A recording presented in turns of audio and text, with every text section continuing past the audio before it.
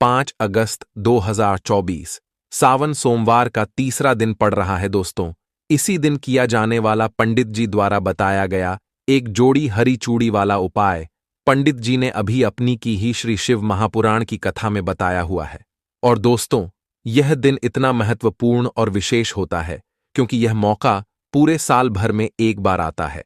और अगर आपने इस दिन एक जोड़ी हरी चूड़ी वाला उपाय आप लोगों को जरूर करना चाहिए। चलिए दोस्तों, बात कर लेते हैं आपको उपाय कब और किस प्रकार करना है।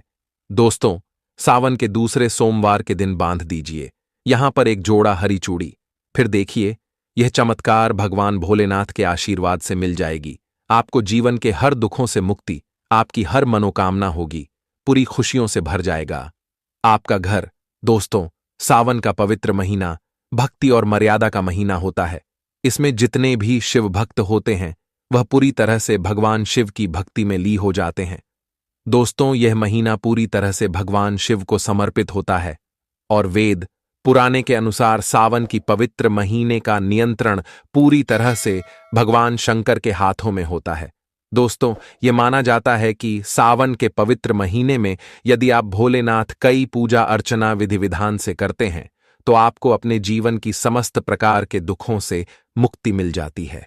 दोस्तों, आज के इस वीडियो में हम जो आपको एक जोड़ी हरी चूड़ी का उपाय बताने जा रहे हैं, इस उपाय को सावन के दूसरे सोमवार को विधि विधान से नियम पूर्वक कर लेते हैं तो न केवल आपको बल्कि आपके पूरे परिवार का जीवन बदल सकता है। आपके जीवन में चमत्कारी बदलाव आ सकता है।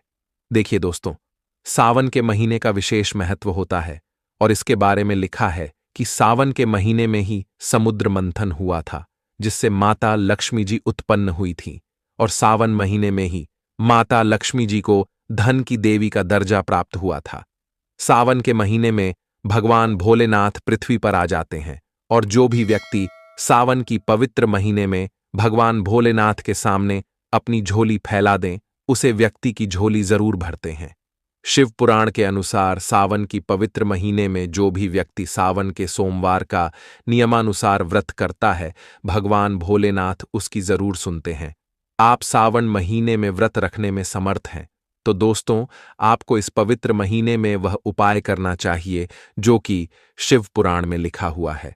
और दोस्तों, हरी चूड़ी वाला उपाय जिसके बारे में शिव पुराण में अध्याय नंबर 44 में लिखा हुआ है कि अगर आप सिर्फ और सिर्फ सावन के दूसरे सोमवार के दिन हरी चूड़ी का जोड़ा इन पेड़ों पर बांध दें जिनके बारे में हम आपको इस वीडियो में बताने जा रहे हैं तो आपके जीवन में एक चमत्कारिक सकारात्मक बदलाव आएगा।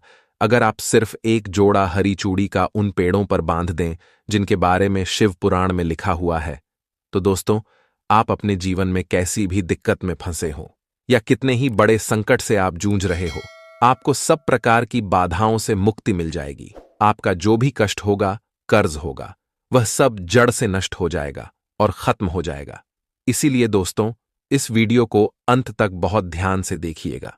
और वीडियो में आगे बढ़ने से पहले आपसे निवेदन है कि अगर आप शिव भोले भंडारी के सच्चे भक्त हैं और अगर आप चाहते हैं कि भगवान भोलेनाथ का आशीर्वाद आप पे और आपके परिवार पर सदैव बनी रहे तो जैन हमारे इस चैनल श्री राधे वॉइस को सब्सक्राइब कर दीजिए और कमेंट बॉक्स में ओम नमः शिवाय, हर हर महादेव अवश्य लिख दीजिए।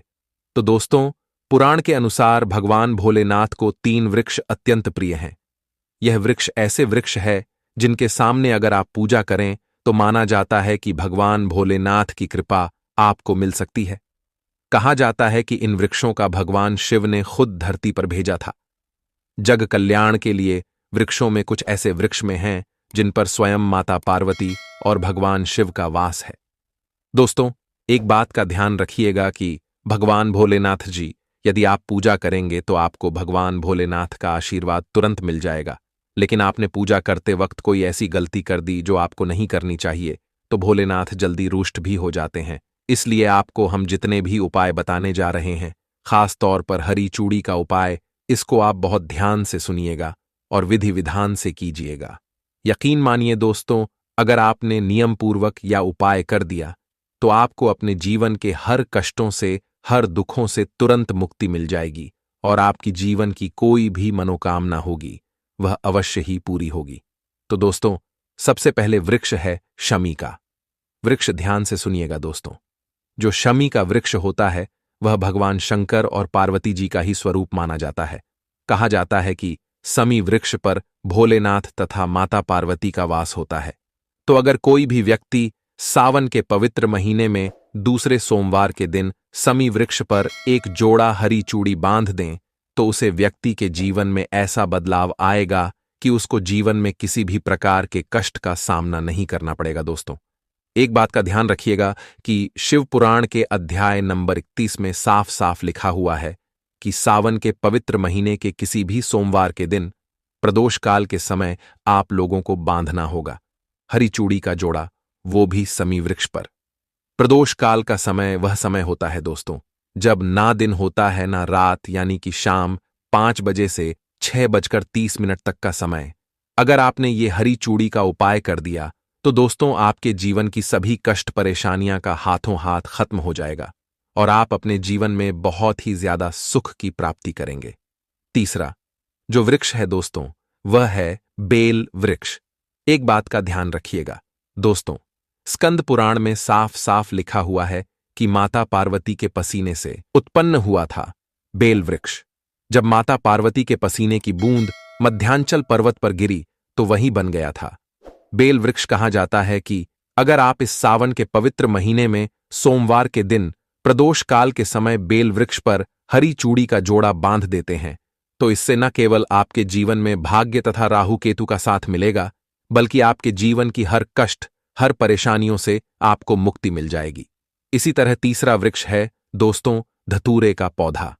अगर आपने सावन के दूसरे सोमवार के दिन धतूरे के पौधे पर हरी चूड़ी का जोड़ा बांध दिया दोस्तों, तो आपको भगवान भोलेनाथ की वो कृपा प्राप्त होगी जिसके बाद आपको अपने जीवन की हर कष्टों परेशानियों से छुटकारा मिल जाएगा। दोस्तों, सावन का महीना सुहागन महिलाओं के लिए खास माना जाता है क्योंकि इस पवन महीने में जो भी सुहागन स्त्री कोई भी मनोकामना भोलेनाथ से मांगती है और उसके लिए व्रत उपाय करती है तो भगवान भोलेनाथ उसको जल्द से जल्द शुभ फलों की प्राप्ति करते हैं। और अगर यह उपाय सावन के दूसरे सोमवार को किया जाए तो उसे उसके फल की तुरंत प्राप्ति होती है। तो दोस्तों, अगर आप भी भगवान भोलेनाथ की कृपा अपने जीवन में पाना चाहते हैं तो वीडियो को लाइक करके कमेंट में हर हर महादेव लिखना ना भूलें। साथ ही हमारे इस चैनल श्री राधे वॉइस को भी सब्सक्राइब कर लें। दोस्तों, आज के इस वीडियो में हम आपको सावन महीने में सुहागिन महिलाओं को क्या वो ऐसे कार्य हैं जो जरूर करनी चाहिए, यह जानकारी आज हम आपको बताने वाले हैं। अब सबसे पहले जानते हैं सावन सोमवार व्रत की तारीख। दूसरे सोमवार का व्रत 5 अगस्त को, तीसरे सोमवार का व्रत 5 अगस्त को, चौथा सोमवार व्रत 12 अगस्त को, पांचवा व्रत 19 अगस्त को रखा जाएगा। दोस्तों, सुहागन महिलाओं के लिए सावन का महीना बहुत ही ज्यादा खास होता है और जैसा कि हम सभी जानते हैं कि सावन सोमवार व्रत जितना महत्व रखना है उतना ही माता पार्वती के नियमित माता मंगला गौरी का व्रत हम सावन मास में करते हैं, उन्हें हो खुश करने के लिए अपने जीवन में हमेशा सौभाग्य बना रहे। ऐसी कामना से सुहागन महिलाएं मंगला गौरी का व्रत सावन मास में जरूर करती हैं। दोस्तों, सावन मास में माता पार्वती की उपासना से आपके जीवन में सुख सौभाग्य बना रहता है, पति की उन्नति तरक्की, उनकी आयु दीर्घायु होती है, संतान सुख की प्रताप होती है, घर में सुख समृद्धि बनी रहती है। दोस्तों, सावन के मास में सभी भगवान भोलेनाथ माता पार्वती की शरण में रहते हैं, लेकिन सुहागिन महिलाओं के लिए कुछ ऐसी कार्य हैं जो पति की उन्नति तरक्की के लिए उन्हें जरूर करने चाहिए। दोस्तों, आज हम आपको एक एक करके उपाय बताने वाले हैं। संपूर्ण जानकारी के लिए वीडियो को अंत तक जरूर देखिएगा। सबसे पहले सावन मास में सुहागन महिलाओं को क्या करना चाहिए, आइए जानते हैं। दोस्तों, सावन मास में भगवान भोलेनाथ की पूजा आराधना के साथ साथ माता पार्वती की पूजा आपको हर रोज करनी चाहिए, वह भी पूरे सावन मास आपको करनी चाहिए। आप कोई व्रत करें या ना करें, लेकिन हर रोज माता पार्वती को अगर सावन मास में आप सिंदूर और एक लाल फूल भी अर्पित कर देते हैं तो आपके सुहाग की माता हमेशा रक्षा करती हैं। किसी भी प्रकार की अगर पति के स्वास्थ्य संबंधी समस्या है तो आपको यह कार्य तो जरूर ही करना चाहिए। दोस्तों, माता पार्वती को एक लाल फूल अर्पित करें। रोजाना गुड़हल का फूल हो तो बहुत ही अच्छा रहेगा, और लाल सिंदूर रोज माता को अर्पित करें और फिर अपनी मांग में भी जरूर भरें। यह कार्य आपको करना ही करना चाहिए और यह उपाय सभी के लिए है। दोस्तों, आप जानते हैं, तीसरा कार्य, सावन के महीने में आपको और हर सभी सुहागिन महिला को यह जरूर करना चाहिए। देखिए दोस्तों, यह सावन मास है, हरियाली का मास है, बारिश का मौसम भी होता है, हर तरफ हरियाली ही हरियाली इस समय दिखाई देता है।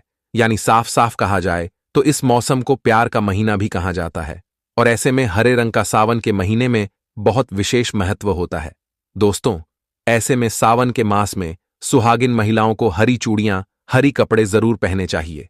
ऐसा करने से आपसे माता पार्वती, भोलेनाथ बहुत प्रसन्न होते हैं और उन्हें सदा सुहागन रहने का आशीर्वाद देते हैं, उनके पति को दीर्घायु रहने का आशीर्वाद देते हैं।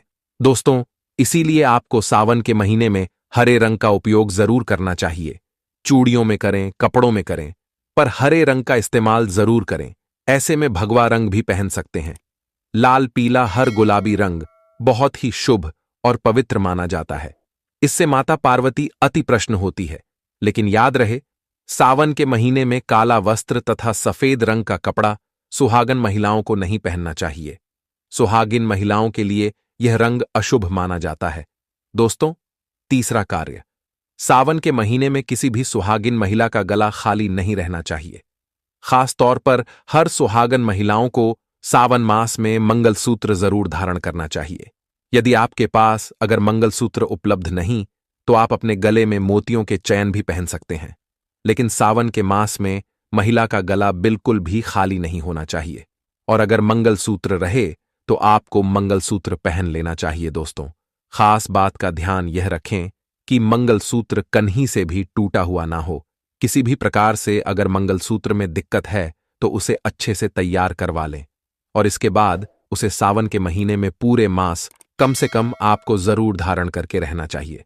दोस्तों, चौथा कार्य, सावन के महीने में भूल कर भी किसी भी सुहागिन महिलाओं को काला रंग के कपड़े नहीं पहने चाहिए। इस बात का ध्यान आपको खास तौर पर रखना चाहिए।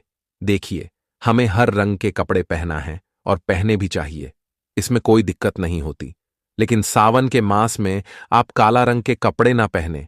आप किसी भी रंग के कपड़े पहने, लेकिन काला रंग के कपड़े तथा एकदम सफेद कपड़े। खास तौर पर सावन मास में दूरी बना लें। दोस्तों, सावन मास में सिंदूर खरीदना, सिंदूर बांटना भी बहुत ही शुभ कार्य होता है, तो आप ऐसा भी कर सकते हैं। सिंदूर से जुड़ा कार्य पति पत्नी के जीवन में प्रेम को बढ़ाता है, सुख समृद्धि की प्राप्ति होती है, घर में गृह क्लेश नहीं होता। दोस्तों, छठी बात दोस्तों, वैसे तो सावन के महीने में सुहागन महिलाओं के लिए वैसे तो श्रृंगार बहुत ज्यादा शुभ कार्य होता है, जो कि करना भी चाहिए। अगर पूरे मास में नहीं कर सकते हैं तो ऐसे में सावन के महीने में, जैसे हमने आपको बताया, मंगलसूत्र, सिंदूर, इनका ध्यान रखें और रंग का भी ध्यान रखें। जो भी आप कपड़े पहना है तो काले रंग के ना पहने। इस प्रकार से आप अपने पैरों में बिछिया और पायल आपको सावन मास में जरूर पहनना चाहिए। दोस्तों, देखिए, घरों में जब महिलाएं पायल पहनती हैं तो बहुत ही अच्छा है। पायल में जो घुंघरू होते हैं तो उनकी आवाज से माता लक्ष्मी प्रसन्न होती हैं और स्वयं आपके घर पधारती है और आपके पति को आशीर्वाद देती हैं। ऐसे में सावन मास में आपको जरूर करना चाहिए। आपके ऐसा करने से धन धान्य की कमी नहीं होती, तो ऐसे में खासकर अपने पैरों में बिछिया और पायल जरूर पहनकर रखें। दोस्तों, सातवां कार्य, जैसे कि हमने बताया कि सुहाग की सामग्री को खरीदना बहुत ही शुभ कार्य होता है। आप अपने लिए जितना हो सके सुहाग की सामग्री खरीदें, और हो सके तो सावन के पवित्र महीने में सुहाग की सामग्री दान अवश्य करें। आप चाहे तो रिश्तेदारों में बांटें, पड़ोसियों को बांटें तथा अपने परिवार में बांटें। अन्य लोगों को सुहाग की सामग्री जैसे सिंदूर, बिंदिया, हरी भरी चूड़ियां, बिछिया, पायल, इस प्रकार की चीज आपको ज्यादा से ज्यादा लोगों को दान देनी चाहिए या उपहार में देनी चाहिए। याद रखें, अपने खुद का मेकअप कभी किसी को दान ना करें। दोस्तों, आठवां, सावन के महीने में हर विवाहित महिलाओं को हाथों में मेहंदी जरूर लगानी चाहिए। ऐसा करना बहुत ही शुभ माना जाता है। माता पार्वती का आशीर्वाद प्राप्त होता है। ऐसी सभी चीज सुहाग की निशानी होती है, और सावन के मास में माता पार्वती की पूजा की आराधना